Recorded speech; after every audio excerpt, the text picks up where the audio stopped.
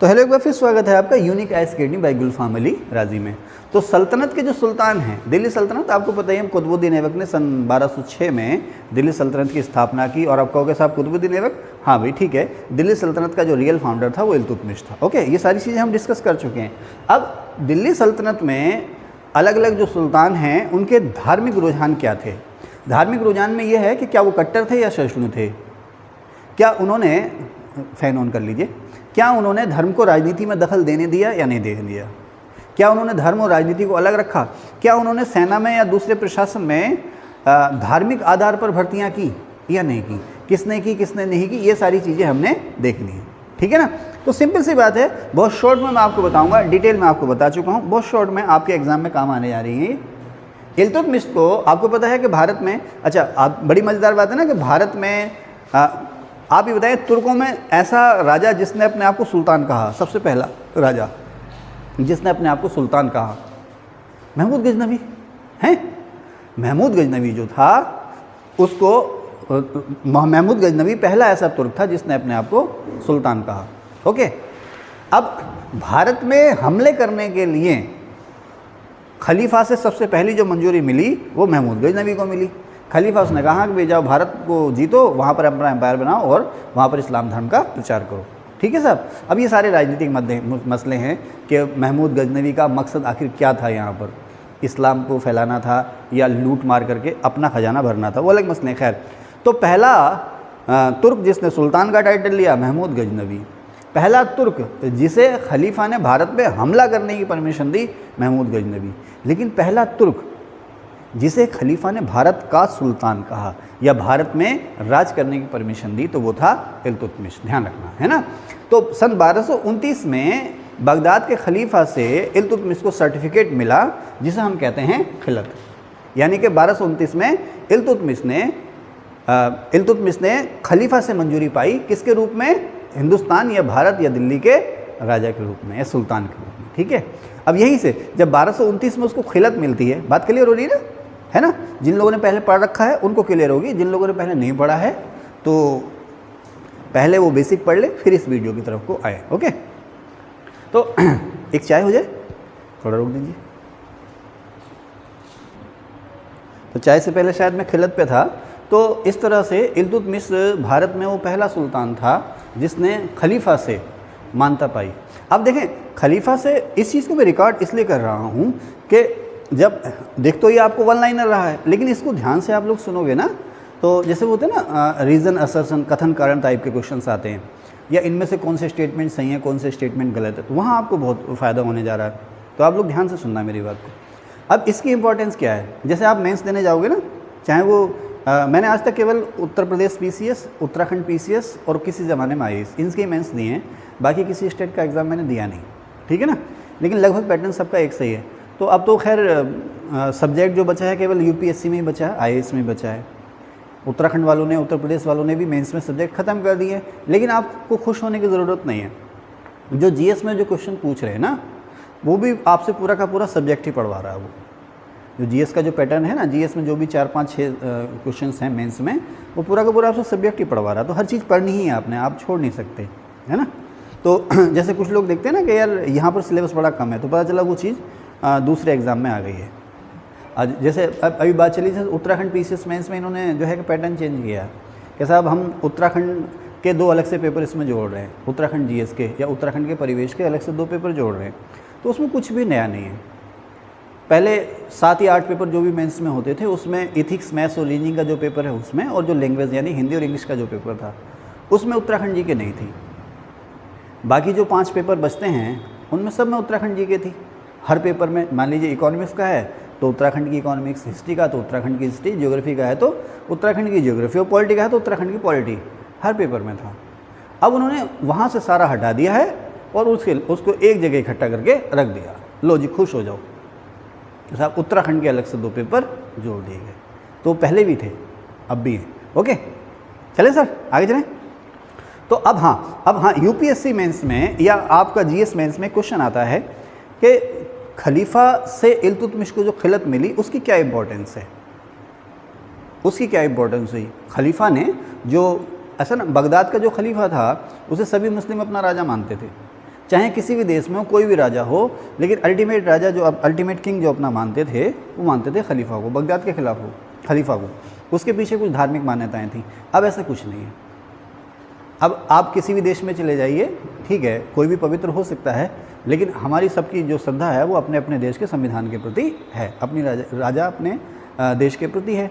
लेकिन मध्यकाल में ऐसा था कि बहुत से लोग जो थे वो खलीफा को ही अपना सब कुछ मानते थे।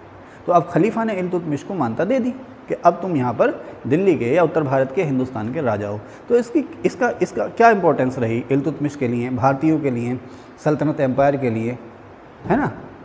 तो बताएंगे कोई? रुकना बेटे, बताएंगे?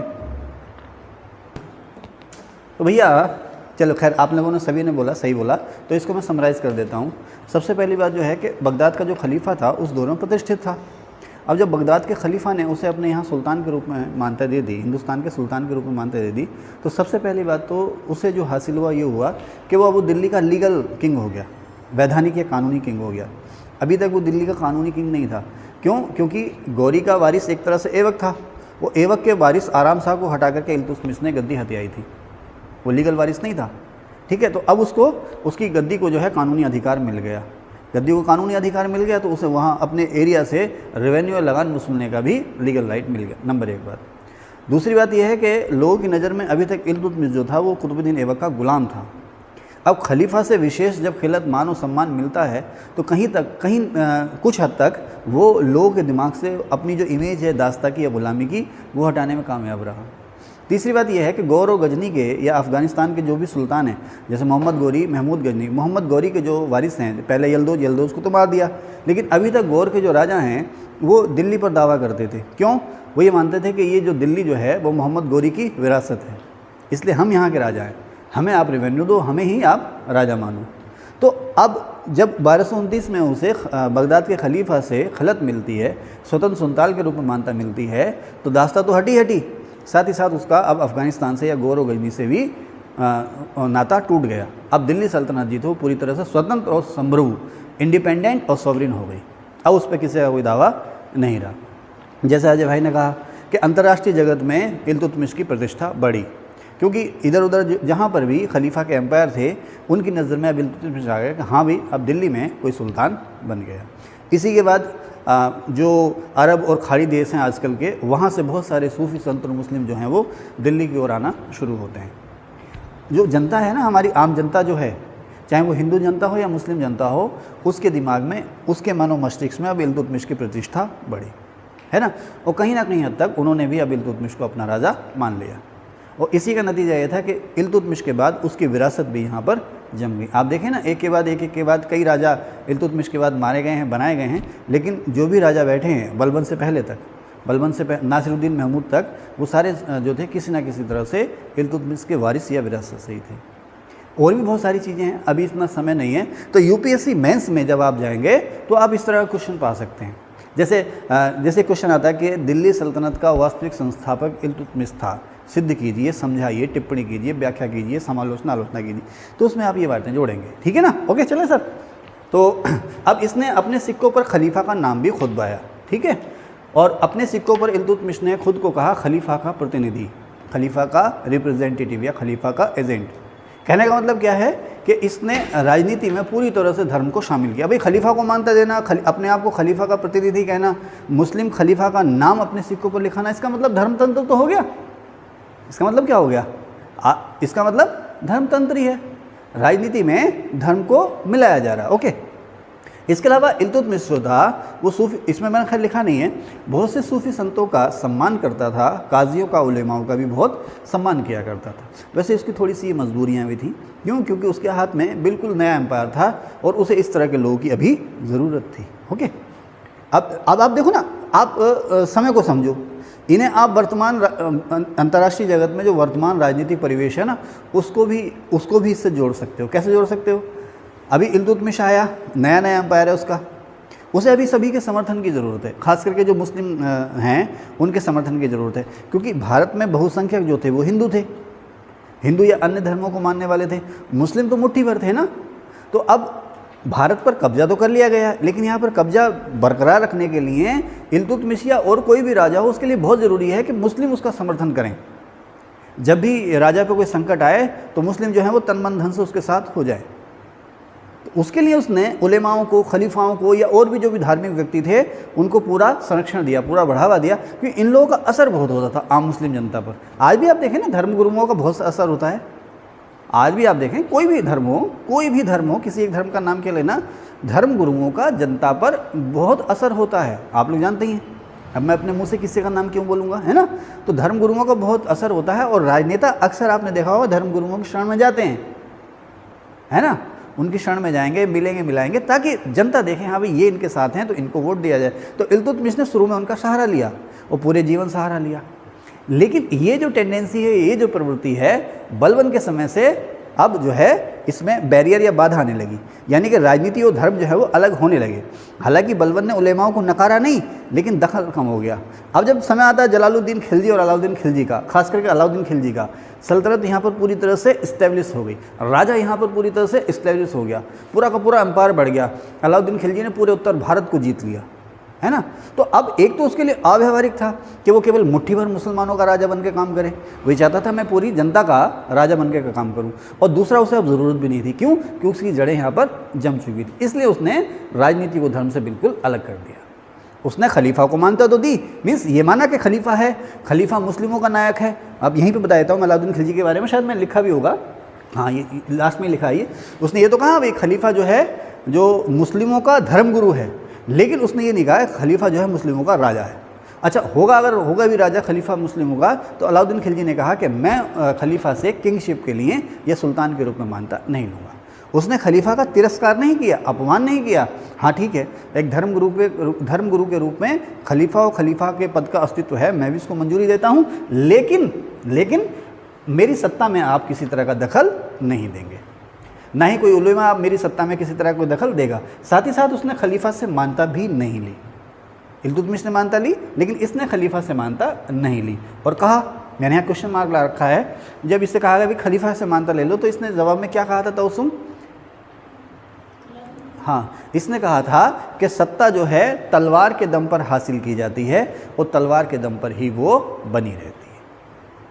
भाई इल्तुतमिश ने खलीफा से सत्ता ली, मीन्स राजनीति का धर्म में प्रयोग किया, धर्म का राजनीति में प्रयोग किया, लेकिन इसने कहा नहीं भाई मैंने अपनी सत्ता, इसी तरह की बात नेपोलियन ने भी कही है कुछ हद तक, लेकिन अभी हम वहाँ तक नहीं फैल रहे, अभी यहीं रहते हैं। इसने कहा, ध्यान रखना इस चीज़ का, कि सत्ता तलवार से हासिल की जाती है और तलवार के बल पर भी वो कायम रहती है। ठीक है, आगे चलें। अब जो शरीयत यानी कि इस्लामिक कानून है ना, शरीयत माने इस्लामिक कानून जो भी है ना, जैसे हिंदू कानून, जैसे स्मृति आप समझते हैं ना, मनुस्मृति, याज्ञवल्क्य स्मृति, ये सब क्या है? ये हिंदू धर्म में अपनाए जाने वाले सामाजिक नियम नीति कानून है। उसी तरह से शरीयत मुस्लिम धर्म में अपनाए जाने वाले नियम नीति कानून, ठीक है ना। इसे आप मुस्लिमों का संविधान भी कह सकते हो, ओके, शरीयत। तो अब इसने जो है शरीयत पर जोर नहीं दिया। इसका मतलब ये है कि जो इस राजकाज में इस्लामिक कानून को, हर जगह इस्लामिक कानून को जो है कि लागू करना जरूरी नहीं समझा। ऐसा नहीं है कि इसने इस्लाम से विद्रोह कर दिया। जितने भी मुस्लिम राजा आए हैं, अक्सर दारा शिकोह को कहा जाता है, अकबर को कहा जाता है कि भाई इन्होंने इस्लाम से विद्रोह कह दिया, तो ऐसा कहना बिल्कुल गलत है। ये लोग जो थे, चाहे वो दारा हो या अकबर हो, मोहम्मद बिन तुगलक हो या अलाउद्दीन खिलजी हो, ये जो लकीर थी ना उससे थोड़ा सा अलग हटे, इसलिए लोगों को ये अलग लगे। तो जब अकबर एमबीटी के बारे में बात करेंगे तो बाद में करेंगे। फिलहाल इसने ये कहा या इसने ये किया, कभी भी इसके कामों से ये नहीं लगा कि ज़बरदस्ती ये मुस्लिम कानून के अनुसार ही सब पर राज कर रहा हो। जितना कभी ज़रूरी नहीं है कि शरीयत को यहाँ पर कट्टरता से लागू किया जाए, इस्लामिक कानून को कट्टरता से लागू किया जाए। जो इस देश की परिस्थितियाँ हैं, जो इस देश के कानून हैं, उसी के अकॉर्डिंग हम काम करेंगे। बात क्लियर? आगे चलें। इसने शरीयत, उलेमा मतलब मुस्लिम धर्मगुरु, जैसे पंडित हिंदू धर्मगुरु, उलेमा मुस्लिम धर्मगुरु, है ना। ज्ञानी जी कह लेते हैं आप तो सिख धर्मगुरु। तो उसी तरह से इसने उलेमा सबसे ऊपर है ना भाई, सबसे ऊपर कौन है? राजा। इस्लामिक कानून सबसे ऊपर है ना भाई, राजा सबसे ऊपर है। जैसे वो चाणक्य कहता है ना अर्थशास्त्र में कि धर्म, नैतिकता सहित गद्दी के जितने भी स्रोत हैं उनसे सबसे ऊपर कौन है? राजा है। तो इसी तरह से इसने कहा भाई सबसे ऊपर राजा है, ठीक है। तो इस्लामिक सर्वोच्चता की नीति ये भी कह सकते हो आप कि जो केवल मुस्लिमों को ही बढ़ावा देना है, इसने इस चीज़ पर ध्यान नहीं दिया। इसके समय में, अच्छा इसको लेकर के विवाद रहता है, लेकिन मैं इस विवाद का समाधान मैं अपने स्तर पर करूं कि इसके समय में पहली बार भारत में जो है कि योग्य लेकिन जो अकुलीन लोग थे उनको शासन में और सेना में लिया गया। ध्यान सुनना मेरी बात को। अलाउद्दीन खिलजी पहला ऐसा राजा था जिसके समय में ऐसे लायक लोग जो कि ऊंचे कुल में नहीं जन्मे थे उनको भी सेना और प्रशासन में ऊंचे पद दिए गए। मोहम्मद बिन तुगलक ऐसा पहला राजा था जिसने हिंदुओं को भी सेना और प्रशासन में ऊंचे पद दिए। शेरशाह और अकबर ऐसे राजा थे जिन्होंने खुले मन से हिंदुओं को भी प्रशासन में ऊंचे पद दिए। ध्यान रखना है इस चीज़ का है। ओके, अब इसका एक फेमस कोटेशन है, जैसे कि ना अंतिम न्याय का दिन। अंतिम न्याय का दिन कब होगा? जब ये पृथ्वी खत्म हो जाएगी, है ना। ये पृथ्वी जब खत्म हो जाएगी उसी को हम क्या कहते हैं? प्रलय, है ना। प्रलय या कयामत आ जाएगी। तो जब कहते ये एक ना मानता है कि जब प्रलय आ जाएगी, कयामत आ जाएगी, जब इस पृथ्वी का अस्तित्व बिल्कुल ख़त्म हो जाएगा तो जितनी भी आत्माएं यहाँ से गई हैं, है ना, वो सब जीवित हो जाएंगी, उनको एक जगह इकट्ठा किया जाएगा और उनके सभी के पाप पुण्य का या क्या कहते हैं उर्दू में, क्या कहते हैं पाप पुण्य को? सवाब और गुनाह, है ना। गुनाह की जगह कुछ और शब्द का इस्तेमाल करते हैं, है ना। अच्छा चलो, जो पाप पुण्य माने नेकी और जो भी उनके गुनाह हैं, अपराध हैं, उन सब का हिसाब होगा, है ना। उन सब का हिसाब होगा भाई साहब। हाँ सोच लो, हाँ है ना। हाँ, जरूरी नहीं है कि जो इस संसार से पहले चले जाएंगे वो बच गए ना, सब इकट्ठे होंगे एक जगह, सब एक जगह इकट्ठे होंगे और सबके पाप पुण्य का डर लग रहा। हाँ मुझे तो लगता है यार, कभी कभी जैसे ना रात को अचानक सो रहे हैं, अचानक ध्यान आ जाए यार एक दिन यहाँ से राम नाम सत्य भी होनी है, तो बड़ा अजीब सा लगता है। अव्वल तो ये लगता है कि यार कैसी फीलिंग होगी, ऐसे पड़े होंगे हैं, और दूसरा यार सब कुछ यही रह जाएगा, ये कोचिंग, ये कैमरा है, तो उस वहाँ डर तो नहीं लग रहा है। उससे पहले तो बहुत कुछ जीना है ना। वो एक मुझे एक शेर याद आ गया, शेर याद आ गया, अब ज़रूर सुनाऊँ इसी बात पे कि क्या है वो? इश्क का काफ़िला चला ही नहीं, इश्क का काफ़िला चला भी नहीं, इश्क का काफ़िला चला भी नहीं और अभी से गुबार की बातें। ध्यान सुनना, देखो जो शायर है ना, अब तो आपको भाई रोमांटिक शेर और शायरी है, लेकिन उसके पीछे जो फिलॉसफी है ना उसको देखो आप। इश्क का काफ़िला चला भी नहीं और अभी से गुबार की बातें। जैसे सिंपली आप ये समझोगे कि भाई जैसे फिल्मों में होता है ना, दो प्रेमी प्रेमिका मिले और उसके बाद डरने लगे कि यार घर वालों को पता चल गया, समाज को पता चलेगा तो क्या होगा, तो चलो अलग हो जाओ। गुबार माने धूल, गुबार माने धूल, है ना। कि इश्क का काफ़िला, काफ़िला माने कारवां, है ना, जत्था ग्रुप। इश्क का काफ़िला चला भी नहीं और अभी से गुबार की बातें। अरे भाई कुछ दिन जी तो लो, देखा जाएगा जो होगा वो होगा। भाई काफ़िले में जा रहे हैं, मस्ती से पहाड़, नदियाँ, दर्रे फर्रे, है ना, देखा जाएगा बाद में जो भी होगा, है ना। कैफ़े में बैठे हैं, चाउमीन खा रहे हैं, मोमो खा रहे हैं, कोई किसी को छील रहा है, कोई किसी को छील रहा है ना भाई, अभी देखा जाएगा बाद में जो होगा। जब घर वाले देखेंगे, समाज देखा जाएगा जो भी होगा, है ना भाई, है ना। लेकिन उसका, इस लाइन का, इस शेर का जो सही अर्थ है वो ये है कि आपने कोई काम करना शुरू किया, आपने कोई प्रण लिया, यूपीएससी की तैयारी करेंगे, सिविल सर्विसेज, आईएएस की तैयारी करेंगे, ये इश्क है। इश्क का मतलब ये है कि आपको उसके अलावा कुछ दिखता ही नहीं है। इश्क जो शब्द है ना, ले मैं कहाँ फंस गया। इश्क जो शब्द है कि आपके अंदर किसी चीज़ को पाने का, किसी जैसे तबस्सुम है मेरी बहन, है ना, मुझे इससे बहुत लगाव है, इश्क इसे कहते हैं। ये मुझे दिखाई ना दे तो मैं बेचैन होता हूँ, कहाँ है। अब ये मुझे मार्केट नहीं आने देती अकेले, भाई साहब अकेले जा रहे हैं, मैं इसे मार्केट नहीं आने देता अकेले, समझ रहे ना। लगाव, है ना, जुड़ाव, उससे भी कहीं लगाव और जुड़ाव से कहीं भी जाकर के गहराई शब्द है इश्क, बहुत गहरा शब्द है ये। वही है जो किसी मुरीद को अपने पीर से होता है, किसी भक्त को अपने भगवान से होता है। कहाँ फंस गया मैं, तो उसको समझेंगे ना आप इश्क। तो उसी तरह से अब आप ये बच्ची, आप देखो, मैं इसका नाम नहीं ले रहा स्पेशली, ये बच्ची है और ये बच्ची है, न जाने कितने दिनों से मेरे साथ ही जुड़े हुए हैं, कितने दिनों से। और इन्होंने यहाँ क्या सर्दी, क्या गर्मी, क्या धूप, क्या बारिश, हर मौसम यहाँ पर देखा है। रात को 10-10, 11-11 बजे तक हमने पढ़ाया और सुबह 6 बजे भी यहाँ पर हमने पढ़ाना शुरू कर दिया है। कभी उफ नहीं किया इन लोगों ने। ये है इश्क। किससे? अपने टारगेट से। अब आए सर 2 दिन बैठे और ये तो बड़ा कठिन है, पड़ोसी से पूछे ये तो बड़ा कठिन है, ये हमसे हो भी पाएगा या नहीं हो पाएगा। अरे यार अब देखो, जैसे अभी रेनी सीजन हो जाएगा, बारिश में कैसे आया करेंगे, बारिश में कैसे आया करेंगे, है ना। अभी तो दिन चढ़ रहे हैं, फिर दिन घटने लगेगा, अरे दिन छोटे हो जाएंगे, फिर क्या करेंगे, फिर सर्दी आ जाएंगी, कैसे आएंगे सुबह सुबह। यही तो है गुबार की बातें। तो इश्क का काफिला चला ही नहीं और अभी से गुबार की बातें, है ना। किसने गाई गज़ल? चित्रा सिंह ने गाई है, चित्रा सिंह और जगजीत सिंह साहब है शायद, ठीक है ना। सुनना, ओके। कहाँ थे मैं भूल गया, थे कहाँ, ये बात कहाँ से आई थी? हश्र, अब यहाँ से फंस गया मैं, यहाँ से कहाँ चला गया। ओके, कहाँ पे था? चलो इसको काट देंगे, एडिट कर देंगे। कहाँ थे? क्या करना एडिट, हम कौन सी गलत बात बोल, सही बोल रहे हैं ना? हाँ, तो कहाँ थे? हश्र के रोज। यस, अब लौटना पड़ेगा ना। तो हश्र का दिन, हश्र माने अंतिम न्याय का दिन, यानी कि वो दिन जब यहाँ से सारी आत्माएं चली जाएंगी और हर आत्मा चाहेगी कि मैं परमात्मा में लीन हो जाऊँ, परमात्मा में मिल जाऊँ। वही है स्वर्ग मिलना, जन्नत पाना। लेकिन ऐसे थोड़ी मिलेगी जन्नत, है ना? हाँ, ऐसे थोड़ी मिलेगी जन्नत। तो सबके भाई सब पाप पुण्य का हिसाब होगा। तो अब तराजू में तोला जाएगा, है ना? कोई होगा तराजू होगा, उसमें तराजू में तोला जाएगा। अगर भैया आपके पाप ज़्यादा हैं तो चलो नरक की आग में जलने के लिए, है ना? और आपके पाप कम हैं, आपके पुण्य ज़्यादा हैं, अच्छे काम आपने किए हैं, तो चलो भाई आप स्वर्ग की तरफ को चलो, बाइज़त आप स्वर्ग की तरफ को चलो, है ना? स्पेशली आपको लोग लेने आएंगे। तो उसको हम कहते हैं हश्र का दिन। कौन सा दिन? हश्र का दिन। ये मैं हंसी मजाक में कह रहा हूँ, लेकिन ऐसा होना है, ऐसा होना है। आप देखो इस धरती पर ईश्वर का अस्तित्व जरूर है। आप उसे ईश्वर कहो, अल्लाह कहो, गॉड कहो, कुछ भी कहो, अस्तित्व जरूर है भाई साहब, कोई तो है ना? वही गाना भी है ना, ये कौन चित्रकार है ना? मतलब किसने ये दुनिया बनाई, कोई तो है, ज़रूर है। और वो कहते ना, गुप चुप तमाशा देखे वाह रे तेरी खुदाई, दुनिया बनाने वाले क्या तेरे मन में समाई, काहे को दुनिया बनाई तूने, काहे को दुनिया बनाई ना, सुना गाना?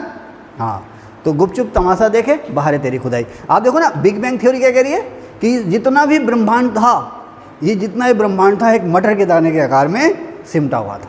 तो अगर साहब ये संभव है, और सुनो अभी कहाँ भी बात कहाँ ख़त्म हुई कि ये सारा का सारा जो ब्रह्मांड है ये एक मटर के दाने के आकार में सिमटा हुआ था।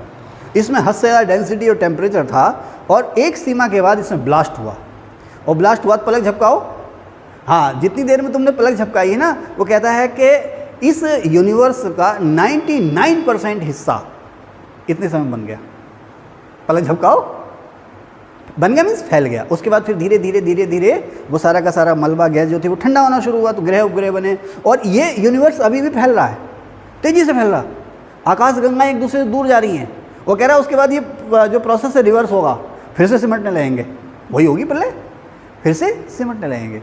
तो अगर ये संभव है तो भाई साहब ईश्वर भी कोई ना कोई संभव है। आप देखो सुपर कंप्यूटर है ना, सुपर कंप्यूटर है ना, कितनी तेज़ जगह से काम कर रहे हैं। तो हाँ, तो इसी तरह से अल्लाह के या भगवान के हाथ में उनके पास कोई ऐसा बहुत विशाल सुपर कंप्यूटर है जो हम सब पर हमेशा नज़र रखा हुआ है ना? और जहाँ पे आप गड़बड़ी कर रहे हो वहीं पर मामला गड़बड़ हो जा रहा है, ठीक है, डर लग रहा है।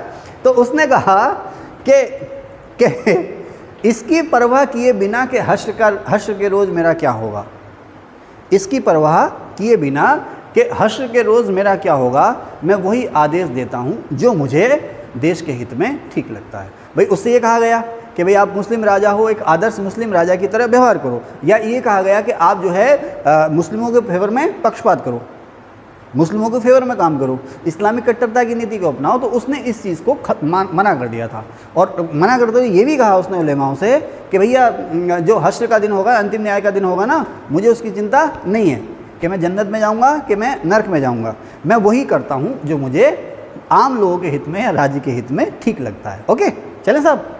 तो जैसे ना हम लोग यूपीएससी मेंस देते थे ना हिस्ट्री से खास करके, तो उसमें आया सल्तनत जो राज्य था या सल्तनत साम्राज्य जो था उसका नेचर या स्वरूप क्या था, क्या वो धर्मतंत्र था, क्या वो राजतंत्र था, ये धर्मनिरपेक्ष था। तो उसमें बड़े मज़े से आता। तो खैर अब ऊपर वाला करे आपको भी आपका प्री निकले, आपको भी मेंस देने का मौका मिले, हिस्ट्री हम आपको पढ़ाएंगे इंशाल्लाह। तो उसमें आपको ये चीज़ें और हम बताएंगे, ठीक है? तो ठीक है साहब, बस हश्र। अब आप अपने नोट्स में केवल हश्र लिख लेना, उससे आपको एक कोटेशन याद आएगा साहब। ये कोटेशन जो किसकी है? अलाउद्दीन खिलजी की है, ठीक है? अब जलालुद्दीन खिलजी ने भी क्या कहा? जलालुद्दीन खिलजी से भी ये कहा गया कि भाई आप जो है इस्लाम को बढ़ावा दो, इस्लामिक नीति है, शरीयत की नीति है, उसको बढ़ावा दो। शरीयत को बढ़ावा देने का मतलब क्या है कि इस्लामों के कल्चर के अलावा जो भी कल्चर है उनका आप दमन करो। उसने भी एक बात कही थी, फेमस कोटेशन था उसका, कि हिंदू मेरे महल के सामने से गुजरते हैं, अपने देवी देवताओं के साथ गुजरते हैं, ढोल नगाड़े बजाते हुए गुजरते हैं, नाचते गाते जाते हैं, जुलूस निकालते हैं और यमुना में अपने देवताओं का विसर्जन करते हैं, और मैं ये सब कुछ चुपचाप देखता हूँ। मैं ये सब कुछ चुपचाप देखता हूँ। मतलब क्या है कि उसने भी रिफ्यूज़ कर दिया कि नहीं साहब, हम जो हैं ये काम तो हम नहीं करेंगे, कि केवल और केवल जो एक ख़ास वर्ग है हम केवल उसी को बढ़ावा दें। तो देखो आज हमारा संविधान क्या कहता है कि भारत एक धर्मनिरपेक्ष देश है। तो ये धीरे धीरे शुरू हुआ है ना। अच्छा, हम भारत को धर्मनिरपेक्ष देश कहने की ज़रूरत क्या पड़ गई? हम पर समय समय पर हमले हुए ना, समय समय पर हम पर हमले हुए। वो लोग आए यहाँ, यहीं बस गए। बहुत सारे व्यापारी यहाँ पर आए तो यहीं बस गए। बहुत सारे रोज़गार की तलाश में आए तो यहीं बस गए। बहुत सारे सूफी संत उलेमा आए तो यहीं बस गए। तो भारत जो है बहुत सारे धर्मों, संप्रदायों, विचारों को मानने वालों का देश हो गया। अब सभी ने मिलकर साथ रहना, तो सेकुलरिज्म या धर्मनिरपेक्षता हमारी ज़रूरत हो गई है ना। ठीक है साहब, आगे चलें। तो अब आर्टिस्ट बाल का मतलब क्या है? इस कोटेशन को कोई पूरा करेंगे? बिलाल, इस कोटेशन को पूरा करो। जलालुद्दीन खिलजी की कोटेशन है ये, आर्टिस्ट बाल। आप तो कर ही दोगे, आप भी कर दोगे। कोई और कहना चाह रहा है? कोई और कहना चाह रहा है? आप बताना चाह रहे हो? आप पांडे जी कहना चाह रहे हैं सर? नहीं? अच्छा, तो जलालुद्दीन खिलजी से कहा, उलेमाओं ने कहा कि भाई आप जो है इस्लाम को फैलाइए। देखो, इस्लाम को फैलाइए, किसी भी धर्म को फैलाने का एक तो तरीका ये हुआ कि आप अच्छे काम करें, अपने धर्म की अच्छाइयों के बारे में बताएं। ठीक है साहब, जो उससे प्रभावित होगा आ जाएगा। लेकिन बलपूर्वक उसको कहा गया कि आप बलपूर्वक जो है इस्लाम धर्म को आप फैलाइए। तो उसने इसके जवाब में ये कहा था कि लोगों पर धर्म को फैलाने के लिए जुल्म करने का नतीजा ये होगा कि लोग अपने दिल से इस्लाम को इस तरह से निकाल देंगे जैसे आटा गूंथते हुए हम उसमें से बाल निकाल देते हैं। ये बात कही थी उसने। ठीक है, तो कहने का मतलब क्या है कि जलालुद्दीन खिलजी, अलाउद्दीन खिलजी, मोहम्मद बिन तुगलक, ये ऐसे राजा थे जिन्होंने राजनीति में धर्म को बिल्कुल ही अलग कर दिया था, है ना। लेकिन फिरोज जैसे राजा भी यहाँ हुए जिन्होंने एक कट्टर धार्मिक राजा की तरह व्यवहार किया। ठीक है, मोहम्मद बिन तुगलक जो था, इसने पहले खलीफा से मानता नहीं ली। सुल्तान बना, सुल्तान बनने के बाद इसने पहले खलीफा से मानता नहीं ली, लेकिन बाद में इसने मानता ली। पहले तो इसने रिफ्यूज़ किया, लेकिन जब बाद में लड़खड़ाहट आने लगी इसके एम्पायर में, तो मुस्लिम जो उलेमा थे वो इसकी आलोचना किया करते थे। उनको खुश करने के लिए चलो भाई खलीफा से मानता भी हम लोग ले लेते हैं। ठीक है साहब, ध्यान रखना, पहले मानता नहीं ली, बाद में ली। इसी ने हज़रत निज़ामुद्दीन औलिया की जो दरगाह है दिल्ली में, उसकी ज़ियारत की थी। तो किसी सूफ़ी संत की दरगाह की ज़ियारत करने वाला इस तरह से मोहम्मद बिन तुगलक पहला सुल्तान हुआ था। और किसकी ज़ियारत की थी? हज़रत निज़ामुद्दीन औलिया की दरगाह की। तो अगर आप लोग मेरे साथ पहले जुड़े रहे हैं, आपने ये नाम सुने हैं, तो आपको ये चीज़ समझ में आ रही होंगी। नहीं समझ में आ रही, नहीं जुड़े हैं, इन चीज़ों को नहीं पढ़ा पहले मेरे साथ, तो ये चीज़ें आपको समझ में नहीं आ रही होंगी। ठीक है, फिरोज ने अपने शासन के पहले 6 वर्ष में ही खलीफा से 2 बार मानता ली। शासन के पहले 6 वर्ष में ही खलीफा से इसने 2 बार मानता ली।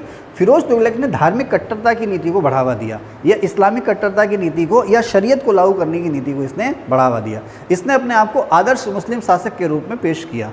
और इसी क्रम में इसने मुस्लिमों को कहा, हिंदुओं को कहा जिम्मी।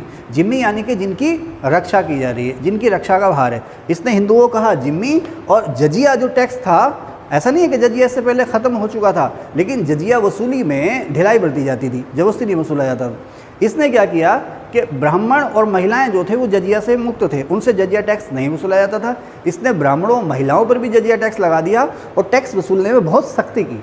यहाँ तक कि जो एलीट लोग थे उनसे भी जबरदस्ती जजिया वसूला गया। इसने एक बात और कही है, यहाँ कोटेशन है, मैंने कहीं लिखी हुई है शायद, या मैं लिखना भूल गया। हाँ, यहाँ कहीं है, ये है फिरोज तुगलक की कोटेशन है ये, कि देखो अब ये लेसन प्लान मैंने खुद लिखा है ना, तो मुझे याद है कौन सी चीज़ मैंने कहाँ लिखी है। ठीक है, इसने ये कहा है कि मैं हिंदुओं को इस्लाम अपनाने की प्रेरणा देता हूँ और जो लोग ऐसा करते हैं उन्हें जजिया से मुक्त कर देता हूँ। ये फिरोज़ की कोटेशन है, ये किसकी? फिरोज तुगलक की, कि मैं हिंदुओं को इस्लाम अपनाने की प्रेरणा देता हूँ और जो लोग ऐसा करते हैं उन्हें जजिया टैक्स से मुक्त कर देता हूँ। इसका मतलब क्या है? इसका मतलब ये है कि जजिया टैक्स की जो दर है वो ज़्यादा रही होगी। भाई अगर आप मुझसे डेली 5 रुपये टैक्स लेते हैं मेरे धर्म को मानने के लिए, मैं तो ईजिली दूँ, हाँ भी लो, 5 नहीं 10 लो। इसका मतलब बहुत ज़्यादा टैक्स वसूला जा रहा होगा जजिया के नाम पर। ठीक है, आगे चलें। अच्छा, यहीं पर चलो फिरोज़ की बात आ रही है, तो कहते जो जियाउद्दीन बर्नी है, जियाउद्दीन बर्नी जो है इसे कहता है आदर्श मुस्लिम शासक, यानी कि इसने जो मुस्लिम रीति रिवाज, कल्चर, कानून, शरीयत वगैरह हैं उनको लागू किया होगा, इसलिए उसने उसको आदर्श मुस्लिम शासक कहा है। ओके, आगे चलते हैं। अब फिरोज तुगलक क्या था? सैयद सालार हैं एक सूफी संत, सैयद सालार मसूद गाजी शायद उनका नाम है। तो उनके सम्मान में इसने अपने सर के बाल साफ़ करा लिए, मुंडन लिखा मैंने ये, ठीक है ना। उनके प्रति भक्ति या उनके प्रति सम्मान को, सैयद सलार के प्रति भक्ति या सम्मान को दिखाने के लिए इसने मुंडन करा लिया था। इसके अलावा इसने क्या किया था कि जो महिलाएं हैं वो सूफ़ी संतों की दरगाहों पर नहीं जाएंगी। ध्यान से सुनना, सूफ़ी संतों की दरगाहों पर महिलाएं नहीं जाएंगी। अब एक सिकंदर लोदी है, उसने क्या किया था कि आप दरगाहों के साथ साथ जो पीर, दरगाह तो वो हुई जहाँ पर किसी की समाधि है, मकबरा, वो दरगाह हुई। अब पीर कौन हुए? जिंदा भी हो सकते हैं, मृत भी हो सकते हैं। तो सिकंदर लोदी ने दरगाहों के साथ साथ पीरों के यहाँ जाने पर भी महिलाओं के लिए रोक लगा दी थी। ऐसा क्यों किया होगा? शायद व्यभिचार बढ़ गया होगा, इसलिए शायद ऐसा किया होगा। अच्छा, जो सिकंदर लोदी है, लोदी वंश का जो सुल्तान है सिकंदर लोदी, बीच में फिरोज़ के बाद जजिया में फिर से ढिलाई बरती गई थी, जजिया वसूलने में फिर से ढिलाई बरती गई। सिकंदर लोदी ने क्या किया? फिर से जजिया सख्ती से वसूलना शुरू कर दिया था। अच्छा, सिकंदर लोदी ने ही यहाँ कहीं मैंने लिखा होगा, पता नहीं कहाँ लिखा होगा, मैं भूल गया हूँ, तो मैं यहाँ बताता चलूँ। यहाँ कहीं मैंने ज़रूर लिखा है, लेकिन पता नहीं, हाँ ये लिखा तो है थोड़ा। ताजिया समझते ना आप? ताजिया मुहर्रम का त्यौहार आपने देखा होगा, तो ताजिया समझते हैं ना? तो सिकंदर लोदी ने ताजिया बनाने और ताजिया का जुलूस निकालने पर रोक लगा दी थी। ताजिया बनाने और ताजिया का जुलूस निकालने पर रोक लगा दी थी। ताजिया समझते हैं ना? नहीं समझते? अजय भाई पक्का नहीं समझते ताजिया? ओ, मुहर्रम के जुलूस देखे हैं ना, तो उसमें जो मॉडल बने होते हैं बड़े बड़े ऊंचे ऊंचे से, उसी को कहते हैं ताजिया। आम भाषा में हम लोग उसको मुहर्रम कह देते हैं, नहीं वो ताजिया है। वो किसका सिंबल है ताजिया? सोनू पांडे जी, ताजिया इस बार जरूर लेके चलूँगा आप लोगों को, मुहर्रम का मेला में जरूर दिखा के लाऊंगा। चलेंगे ना? डर लग रहा? अच्छा पांडे जी, वो किसका सिंबल है? ताजिया किसका सिंबल है? वो किसका सिंबल है? शायना से बोलते हैं, किसका प्रतीक है वो ताजिया? है हसन हुसैन का? हाँ चलो खैर, वो किसी को नहीं पता, चलिए फिर कभी बात करेंगे इसकी। तो अच्छा, तो इसने ताजिया का जुलूस निकालने पर रोक लगा दी थी। इसके अलावा इसने जो जैसे अफगानिस्तान में हुआ था ना तालिबान के शासन में, और अब शायद फिर से हो गया है कि पुरुष जो है वो दाढ़ी नहीं कटा सकते, पुरुष दाढ़ी नहीं कटा सकते, ठीक है? एक हाँ हंस रहे हो? हाँ, पुरुषों की दाढ़ी कटाने पर रोक लगा दी थी, और महिलाओं के पीरों दरगाहों पर जाने पर रोक लगा दी थी। किसने? सिकंदर लोदी ने, ठीक है? अच्छा, अलाउद्दीन खिलजी जो है, अलाउद्दीन खिलजी ने, जैसे मैंने अभी आपको बताया कि राजनीति और प्रशासन को पूरी तरह से अलग कर दिया था। अब मोहम्मद बिन तुगलक आता है, मोहम्मद बिन तुगलक ने भारतीयों और योग्य अकुलीनों, और साथ ही साथ आप कहते हैं हिंदुओं, भारतीयों के साथ साथ आप हिंदुओं लिख दें, आपकी जानकारी के लिए मैं लिख दूं, हिंदुओं को भी भारतीयों और ऐसे अकुलीन, अकुलीन माने जो निम्न कुल में जन्मा हो। वैसे अब तो ये मानता है सब खत्म हो गई हैं, है ना? कोई कुलवुल नहीं होता है, सब पैसा होता है ना? ठीक है साहब, ओके। तो भारतीय और योग्य अकुलीनों को, हिंदुओं को पहली बार इसने प्रशासन में लिया। आज यहीं पर मोहम्मद बिन तुगलक एक बात कह करके गया है, बहुत पढ़ लिख गया था ये। मोहम्मद बिन तुगलक ने बात की है कि उसे ये कहा गया कि भाई जो भी इस्लामिक रीति रिवाज कानून हैं वो अकाट्य हैं, अखंड हैं, अकाट्य हैं, और आप जो हैं उन्हीं का अनुसरण कीजिए, उसी के अनुसार काम कीजिए। इसने कहा भाई ठीक है, मैं मानता हूँ और मैं भी मुस्लिम हूँ, ठीक है। इसने कहा लेकिन ज्ञानवाद पर जोर दिया जाए। इसने एक लाइन कही कि कोई भी पढ़ा लिखा व्यक्ति, कोई भी बुद्धिमान व्यक्ति किसी भी बात को, यहाँ तक कि कुरान में लिखी हुई किसी बात को, तब तक कैसे मान सकता है जब तक कि वो उसकी तर्क की कसौटी पर खरा ना उतरे। देखो अब मैं इसको समझाता हूँ क्या कहना चाह रहा। देखो आजकल एक शब्द जो होता है ना जनरेशन गैप, एक शब्द आप बोलते हो जनरेशन गैप। तो अभी जैसे हम लोग तो हैं, हम तो फिर समाज के साथ चलते रहते रहे, लेकिन हम में भी बहुत सारी रूढ़िवादिताएँ हैं। वो क्या कह सकते हैं उसको, ऑर्थोडॉक्स है ना, जो परंपराएं हैं ना, अभी भी हम परंपराओं से थोड़ा सा चिपके रहते हैं, है ना। जैसे आपसे अभी कह दिया, है ना, ठीक है सर, मगर ये तो वो तो परंपरा है, हम तो आधुनिकता की बात कर रहे हैं, है ना। तो वो तो आधुनिकता की बात कर रहे हैं, परंपरा की बात थोड़ी कर रहे हैं। याद आया क्या कहा? तो हम तो आधुनिकता की बात कर रहे थे ना, परंपरा की बात थोड़ी कर रहे थे। तो कहाँ थे भाई, कहाँ थे, क्या कह रहा था मैं?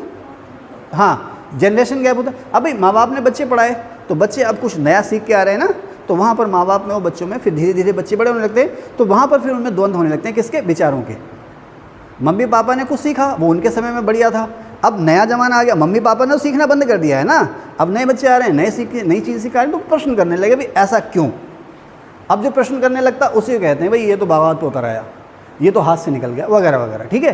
तो मोहम्मद बिन तुगलक जो था अपने समय का सबसे ज़्यादा शिक्षित सुल्तान था। तो अब जब पढ़ लिख गया तो तर्क करने लगा, फिलॉसफी का ज्ञाता था वो, तर्क करने लगा। तो उसी तर्क पे उसने उलेमाओं से ये कहा, ये जो भी संत हैं, काजी हैं, कुज़ात हैं, जो भी हैं, उनसे कहा कि ठीक है भाई, हम आपकी हर बात को क्यों मान लें, हम आपकी किसी भी बात को तब मानेंगे जब वो हमारे तर्क की कसौटी पर खरी उतरे। तो इसकी एक फेमस कोटेशन है कि कोई भी बुद्धिमान व्यक्ति किसी भी बात को तब तक कैसे मान ले, यहाँ तक कि कुरान में लिखी हुई किसी बात को तब तक कैसे मान ले जब तक कि वो बात उसकी तर्क की कसौटी पर खरी ना उतरे। ठीक है, बैठिए, वालेकुम सलाम, बैठिए। ठीक है, जब तक कि वो उसकी तर्क, आप कल आई थी, दूसरी आई थी, आप आई थी, अच्छा, तो वो उसकी तबीयत सही नहीं हुई अभी? ओहो, चलें। अब इल्तुतमिश ने ख्वाजा मोइनुद्दीन चिश्ती की दरगाह का निर्माण करवाया था। तो अब ये जो टॉपिक था हमारा क्या था कि जो मुस्लिम सुल्तान हैं उनके जो रिलीजियस एटीट्यूड थे या रिलीजियस इंटरेस्ट थे वो क्या थे। उम्मीद है आपको अच्छा लगा होगा। ठीक है, थैंक यू।